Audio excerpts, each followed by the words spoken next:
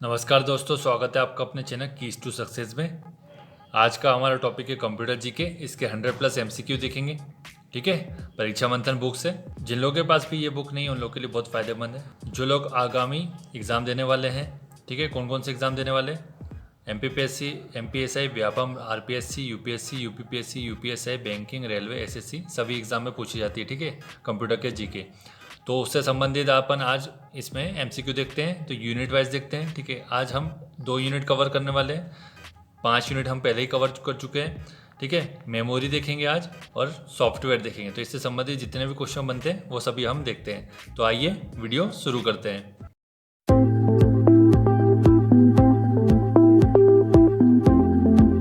आज का पहला क्वेश्चन है, सीडी रोम का पूर्ण नाम क्या है? फुल फॉर्म पूछा जा रहा है सीडी रोम का। तो क्या हो जाएगा? Compact disc read only memory. किस में है ये?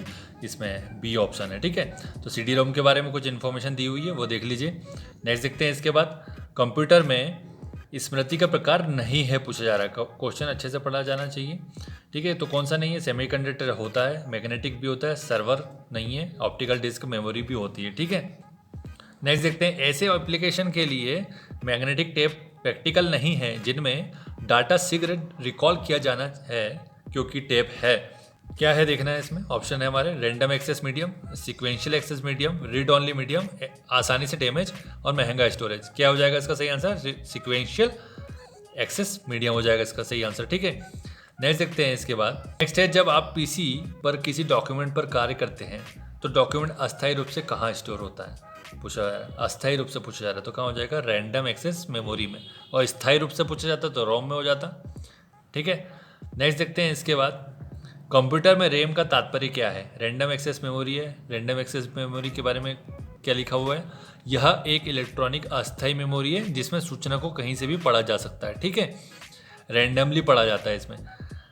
नेक्स्ट देखते हैं। कंप्यूटर हार्डवेयर जो आंकड़ों के बहुत अधिक मात्रा का भंडारण कर सकता है कहलाता है। क्या कहलाता है? चुंबकीय डेस्क, डिस्क, ए बी दोनों, और उपरोक्त में से कोई नहीं। तो क्या हो जाएगा? दोनों हो जाएगा। ठीक है, चुंबकीय डेस्क, चुंबकीय टेप और डिस्क दोनों मेमोरी डिवाइसेस है। ठीक है, कंप्यूटर हार्डवेयर जो सिलिकॉन का बना होता है आंकड़ों को बहुत अधिक मात्रा में भंडारण में रख सकता है कहलाता है। क्या कहलाता है? वो चिप कहलाता है। ठीक है, तो चिप किसकी बनी होती है? सिलिकॉन की बनी होती है।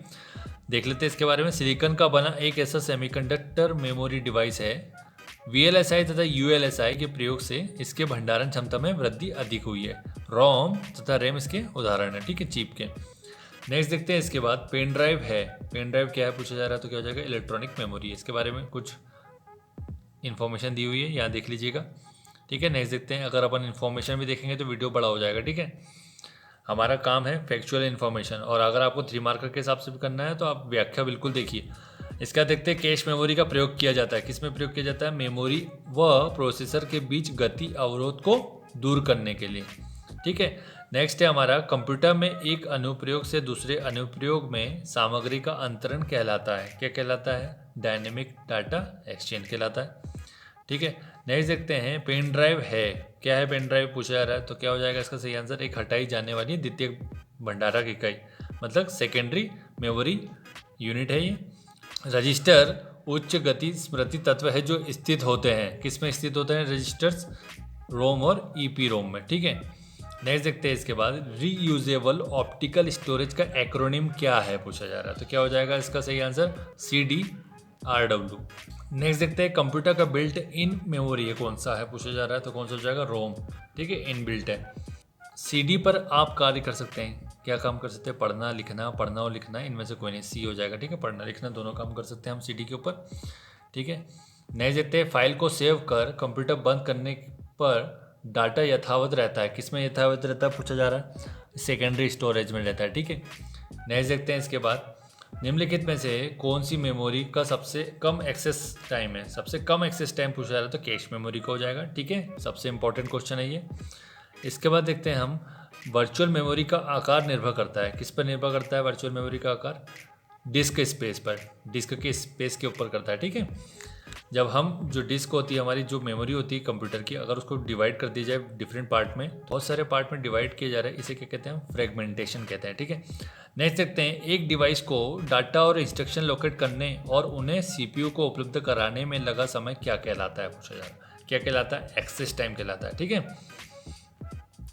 नेक्स्ट देखते हैं, इनमें से सबसे तेज मेमोरी है, सबसे तेज पूछा जा रहा है तो क्या हो जाएगा, रजिस्टर हो जाएगा। फिर उसके बाद क्या हो जाएगा, कैश मेमोरी हो जाएगा। ठीक है, सबसे तेज होता है रजिस्टर्स, फिर उसके बाद होता है कैश मेमोरी। नेक्स्ट देखते हैं, किसी स्टोरेज मीडियम में स्टोर की जा सकने वाली डाटा की अधिकतम मात्रा को क्या कहते हैं? क्या कहते हैं? स्टोरेज क्षमता कहते हैं, मेमोरी कैपेसिटी। नेक्स्ट देखते हैं, CDRW का पूरा नाम क्या है? क्या हो जाएगा इसका, कॉम्पैक्ट डिस्क रीड राइटेबल। ठीक है, नेक्स्ट देखते हैं, जब पावर ऑफ या बंद कर दी जाती है तो यह मेमोरी अपने डाटा या कंटेंट को खो देती है, इसे क्या कहते हैं? क्या कहते हैं? वॉलेटाइल अस्थायी मेमोरी। ठीक है, जब आप कंप्यूटर बंद कर देते हैं और अगर मेमोरी चली जा रही है तो उसको अस्थायी मेमोरी कहते हैं। इसका एग्जांपल क्या हो जाएगा, रैम हो जाएगा। ठीक है, अगर उसमें स्थायित्व रहता है तो क्या कहलाती है, नॉन वॉलेटाइल मेमोरी, जो कि रोम होती है। ठीक है, इंपॉर्टेंट है, कन्फ्यूज़न नहीं होना चाहिए इसमें, इंपॉर्टेंट क्वेश्चन है और आता भी बहुत बार। नेक्स्ट देखते हैं, वह डाटा जो मेमोरी में निर्माण के समय ही रिकॉर्ड किया गया हो और उसे प्रयोक्ता परिवर्तित या मिटा नहीं सकता, क्या कहलाती है? क्या कहलाती है? रीड ओनली कहलाती है, जिन्हें मिटाया नहीं जा सकता, सिर्फ पढ़ा जा सकता है। ठीक है, रोम होती है वो। नेक्स्ट देखते हैं, रैम वॉलेटाइल या अस्थायी मेमोरी है क्योंकि पूछा जा रहा था, क्या हो जाएगा इसका सही आंसर, इसमें डाटा बनाए रखने के लिए लगातार पावर सप्लाई की ज़रूरत होती है। क्योंकि अगर पावर सप्लाई चली जाएगी तो कंप्यूटर बंद हो जाएगा, और जब कंप्यूटर आप रीस्टार्ट करोगे तो डाटा आपका रहेगा नहीं, इसलिए इसे अस्थायी बोला जाता है। क्योंकि जिस भी डॉक्यूमेंट पर आप काम कर रहे थे तो वो उस समय ऑटोमेटिकली सेव नहीं होता है, इसलिए वो चला जाता है, इसलिए इसे अस्थायी मेमोरी कहते हैं।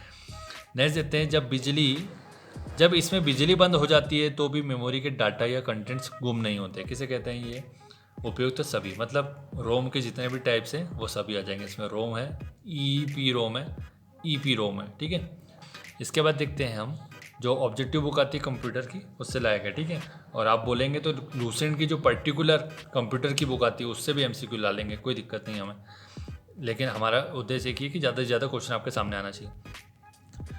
इसके बाद देखते हैं, नेक्स्ट हमारी यूनिट है सॉफ्टवेयर। तो सॉफ्टवेयर से संबंधित कौन कौन से क्वेश्चन, कैसे कैसे फ्रेमिंग होती है क्वेश्चंस की, वो देख लेते हैं। ठीक है, तो आइए शुरू करते हैं। पहला क्वेश्चन हमारा क्या है, लिनक्स क्या है? तो लिनक्स की व्याख्या दी हुई है। ठीक है, तो मल्टी प्रोसेसिंग ऑपरेटिंग सिस्टम है ये। ठीक है, तो किसके नाम पर पड़ा था ये? खोजकर्ता कौन थे? लाइनस टोरवाल्ड्स थे। ठीक है, उनके नाम पर इसका लिनक्स नाम रखा, तो ऑपरेटिंग सिस्टम का उदाहरण है लिनक्स। ठीक है, इसका देखते हैं, कैड का तात्पर्य क्या है? कंप्यूटर एडेड डिज़ाइन होता है। ठीक है, जो कि एक सॉफ्टवेयर है जिसका प्रयोग कंप्यूटर द्वारा इंजीनियरिंग डिज़ाइन में किया जाता है, तो इसका सही आंसर क्या हो जाएगा, कंप्यूटर एडेड डिज़ाइन हो जाएगा। नेक्स्ट देखते हैं, माइक्रोसॉफ्ट ऑफिस है, क्या है? एप्लीकेशन सॉफ्टवेयर है। ठीक है, एप्लीकेशन सॉफ्टवेयर ना कि ऑपरेटिंग सिस्टम है। ठीक है, बहुत डिफरेंस है। क्वेश्चन बन सकता है कि MS ऑफिस के कौन कौन से अंग होते हैं? तो कौन कौन से होते हैं? MS वर्ड होता है, MS पावर पॉइंट होता है, MS एक्सेल होता है और MS एक्सेस होता है, ये सभी इसके अंग है। ठीक है, हम अलग अलग पर्पज़ के लिए अलग अलग एप्लीकेशन सॉफ्टवेयर यूज़ करते हैं। इसका देखते हैं, कौन सा सॉफ्टवेयर शब्द संसाधन में प्रयुक्त किया जाता है, पूछा जा रहा है। कौन सा होता है? पेज मेकर का करते हैं, वर्ड स्टार का करते हैं, MS वर्ड का करते हैं, तो उपयुक्त सभी हो जाएगा। ठीक है, मतलब ये है कि टेक्स्ट से अगर आपको डॉक्यूमेंट बनाना है तो कौन सा सॉफ्टवेयर यूज़ करें, तो ये सभी करते हैं, आपने देखा होगा सभी को। इसका देखते हैं, पब्लिक डोमेन सॉफ्टवेयर है, कौन सा सॉफ्टवेयर है? इंटरनेट पर मुफ्त उपलब्ध सॉफ्टवेयर को पब्लिक डोमेन सॉफ्टवेयर, मतलब जो कि फ्री में मिल जाए आपको, ऐसे सॉफ्टवेयर पब्लिक डोमेन सॉफ्टवेयर कहलाते हैं। कंप्यूटर आंकड़ों में अशुद्धि को कहा जाता है, क्या कहा जाता है? बग कहा जाता है। ठीक है, सभी को पता है, ये इंपॉर्टेंट क्वेश्चन है। और जो बग को हटाने की प्रोसेस को क्या कहते हैं? डीबगिंग कहते हैं। ठीक है, इसका देखते हैं, असेंबलर का कार्य क्या है, पूछा जा रहा है। क्या है ऐसा असेंबलर का कार्य? असेंबली भाषा को मशीन भाषा में कन्वर्ट करता है, असेंबली भाषा को मशीन भाषा में कन्वर्ट करता है, ये असेंबलर का काम है। ठीक है, लैंग्वेज ट्रांसलेटर भी बोला जाता है इन्हें, क्योंकि लैंग्वेज ट्रांसलेटर कौन कौन से है? एक इंटरप्रेटर है, असेंबलर है और कंपाइलर है। ठीक है, असेंबलर, इंटरप्रेटर और कंपाइलर, ये सब लैंग्वेज ट्रांसलेटर। इसका देखते हैं हम, एक कंप्यूटर प्रोग्राम जिससे कंप्यूटर का प्रयोग करना आसान हो जाता है, क्या कहलाता है? वो यूटिलिटी सॉफ्टवेयर कहलाता है। ठीक है, इसका देखते हैं हम, सॉफ्टवेयर बग को ठीक करने में प्रयुक्त प्रोग्राम क्या कहलाता है? क्या कहलाता है? पैचिंग कहलाती है। ठीक है, अगर कोई सॉफ्टवेयर बनाया गया है तो उसमें जो प्रोग्रामिंग लैंग्वेज के यूज़ किए गए, सबसे पहले क्या कहता है, उसे एक मॉडल एक उसका बीटा वर्जन लॉन्च किया जाता है, ठीक है। तो जो हैकर्स होते हैं, जो एथिकल हैकर होते हैं ना, तो वो इसमें क्या करते हैं, जो प्रॉब्लम्स होती है ना वो बताते हैं ताकि कंपनी उसको सुधार ले। तो जो प्रॉब्लम बताई जाती है उसे बग कहते हैं और इसे सुधारने को पैचिंग कहते हैं, ठीक है। इसके बाद के देखते हैं बैकअप डाटा कहलाता है। बैकअप क्या कहलाता है? क्या कहलाता है? मूल स्रोत से अलग डाटा को कॉपी कर सुरक्षित रखना। जब आप सर्विस सेंटर में अपना मोबाइल देते हैं तो जो मोबाइल सुधारने वाला होता है वो सीधा बोल देता है आपको कि अपने डाटा का बैकअप बना लीजिए। तो क्या कहते हैं, इस बैकअप का मतलब क्या हुआ?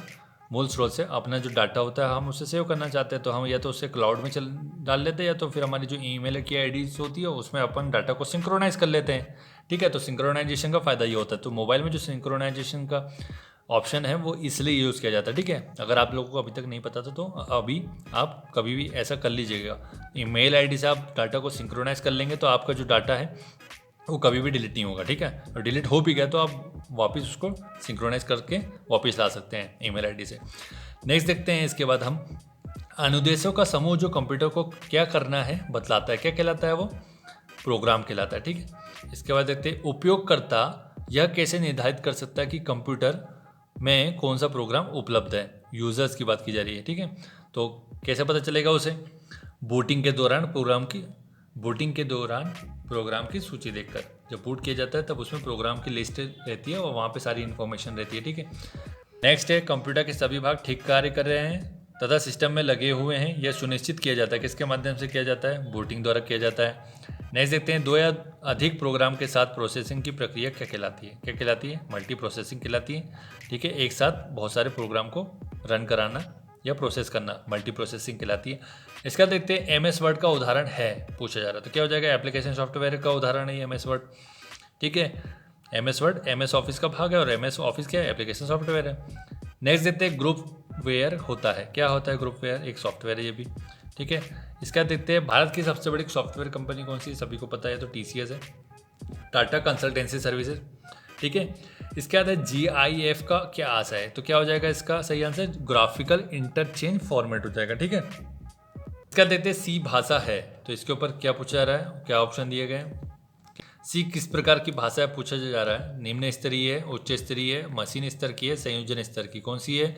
उच्च स्तरीय, ठीक है। C प्रोग्रामिंग में यूज़ की जाती है। गेम्स या एप्लीकेशन अगर बनानी तो उसमें C का यूज़ किया जाता है और C++ का यूज़ किया जाता है। इसका देखते हैं निम्नलिखित में से किस क्षेत्र में स्प्रेडशीट सॉफ्टवेयर अधिक उपयोगी होता है? किसमें होता है? सांख्यिकी में, स्टैटिस्टिक्स में, ठीक है। इसका देखते हैं अगर आपको किसी आंकड़ों की गणना करना है या टेबल फॉर्म में कुछ बनाना है, ठीक है, तो उसके लिए आपको क्या करना पड़ेगा? स्प्रेडशीट में बनाना पड़ेगा। इसका देखते हैं इसका प्रयोग स्क्रीन पर प्रदर्शित हुए चित्रों के द्वारा कंप्यूटर सिस्टम को कमांड भेजने के लिए किया जाता है। किसका प्रयोग किया जाता है? GUI के लिए, ग्राफिकल यूजर इंटरफेस का, ठीक है। इसके बाद देखते हैं कौन सा प्रोग्राम सभी स्टेटमेंट्स को एक सिंगल बैच में कन्वर्ट करता है और इंस्ट्रक्शन के रिजल्टिंग कलेक्शन को एक नई फाइल में रखता है? कौन करता है ये काम? कंपाइलर करता है, ठीक है। नेक्स्ट देखते हैं कंप्यूटर सिस्टम का वह भाग जिसमें प्रोग्राम या अनुदेश शामिल होते क्या कहलाता है? वो सॉफ्टवेयर कहलाता है, ठीक है। सॉफ्टवेयर में प्रोग्राम और अनुदेश होते हैं ना, इंस्ट्रक्शन होते हैं। जो अनुदेश आसानी से समझा जा सके उसे क्या कहते हैं? यूज़र फ्रेंडली कहते हैं, ठीक है। अनुदेश यानी इंस्ट्रक्शन। इसका देखते हैं वह सॉफ्टवेयर जो उस तरीके को नियंत्रित करता है जिससे कंप्यूटर सिस्टम काम करता है और ऐसे साधन उपलब्ध कराता है जिसके द्वारा प्रयोगता कंप्यूटर के साथ इंटरेक्ट कर सकता है। क्या कहलाता है वो? प्लेटफॉर्म कहलाता है, ऑपरेटिंग सिस्टम कहलाता है, एप्लीकेशन सॉफ्टवेयर कहलाता है, मदरबोर्ड कहलाता है। क्या कहलाता है? ऑपरेटिंग सिस्टम कहलाता है, ठीक है। इसके बाद देखते हैं जब कंप्यूटर ऑन करते हैं तो बूट रूटीन यह टेस्ट करता है। कौन करता है ये? Power on self test, POST। इसके ऊपर 5 मार्कर का क्वेश्चन बन जाएगा, ठीक है। POST की कार्यप्रणाली को समझाइए।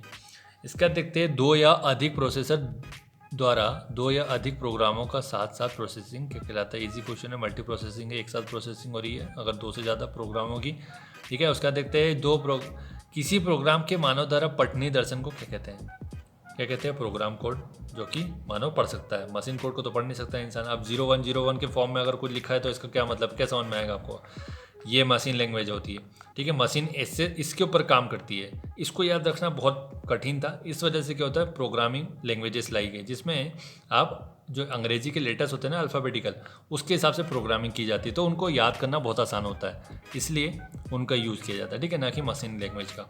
और फिर इनको अब मशीन भाषा में समझेगी ना, तो इसको कन्वर्ट कर दिया जाता है। तो लैंग्वेज ट्रांसलेटर अभी आपको बताया था मैंने, इंटरप्रेटर, कंपाइलर, तो यही काम करते हैं, वो चेंज कर देते हैं भाषा को और फिर कंप्यूटर आसानी से समझ लेता है। ठीक है, तो ये सोचना बहुत बड़ी बात है कि मशीन किस तरह काम करती है और हम कैसे कितना आसानी से, तो सब साइंटिस्ट करते हैं। इसलिए वैज्ञानिकों को ज़्यादा एक्सपोजर मिलना चाहिए हमारे देश में, तभी साइंटिस्ट निकाल सकते हैं, नहीं तो नहीं निकल पाएंगे यहाँ से। इसका देखते हैं प्रोग्राम के कंपाइलिंग से बनता है क्या क्या बनता है, एग्जीक्यूटेबल प्रोग्राम। ठीक है, इसका देखते हैं एक समय में एक कथन को कन्वर्ट और एग्जीक्यूट करता है, क्या कहलाता है वो, इंटरप्रेटर कहलाता है, और एक साथ कई को करता है वो कंपाइलर कहलाता है। ठीक है, इसका देखते हैं POST का पूरा नाम क्या है, अभी बता दिया गया था इसके पहले, क्या है, पावर ऑन सेल्फ टेस्ट हो जाएगा। लिनक्स किस किस्म का सॉफ्टवेयर है, ओपन सोर्स है। ठीक है, मतलब ये आसानी से उपलब्ध है।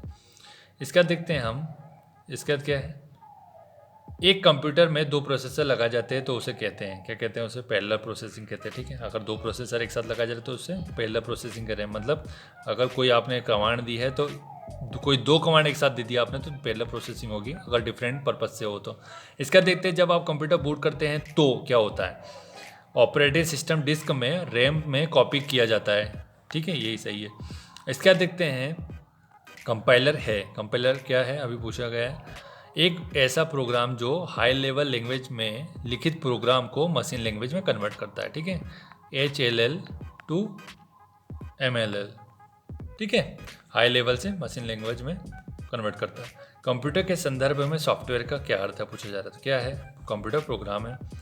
ठीक है, उसी का समूह होता है। इसका देखते हैं, हमारा क्वेश्चन है, एक यूटिलिटी सॉफ्टवेयर प्रोग्राम जो मेमोरी के अनावश्यक फ्रेगमेंट्स को पहचानता है और डिस्क स्पेस को पुनर्व्यवस्थित करता है ताकि ऑपरेशन इष्टतम ढंग से हो सके, क्या कहलाता है वो, डिस्क डीफ्रेगमेंटर। ठीक है, ये कहलाता है। इसका देखते हैं, वह भाषा जिसे एक कंप्यूटर बिना लैंग्वेज ट्रांसलेट प्रोग्राम के समझ लेती है, क्या कहलाती है, क्या कहलाती है, मशीन लैंग्वेज, जैसे ट्रांसलेट करने की जरूरत ही नहीं पड़ती है।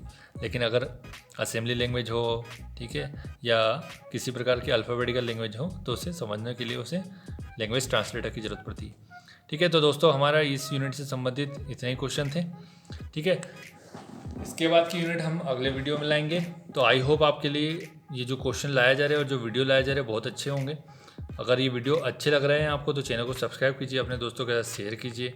ठीक है, अभी भी हमारे सब्सक्राइबर बहुत कम हैं, चैनल को आप लोग शेयर नहीं कर रहे, वीडियोस को शेयर नहीं कर रहे अपने दोस्तों के साथ, ऐसा मत कीजिए, अपने फ्रेंड सर्कल में शेयर कीजिए ताकि हम लोग, हमारा जो उद्देश्य है वो सफल हो सके। ठीक है, आप लोग अगर सपोर्ट नहीं करेंगे तो कैसे काम चलेगा, और हम लोग को तो सपोर्टिव बनना चाहिए ना। अगर हम लोग एक दूसरे का सपोर्ट नहीं करेंगे तो कैसे आगे बढ़ेंगे। आप लोगों को आगे बढ़ाने के लिए मैं इतनी मेहनत कर रहा हूँ, लेकिन आप लोग मुझे नहीं आगे बढ़ा रहे ना। हमारे चैनल को ग्रोथ अगर दिलाएंगे आप, तभी तो हमें मोटिवेशन मिलेगा ना। Thank you for watching.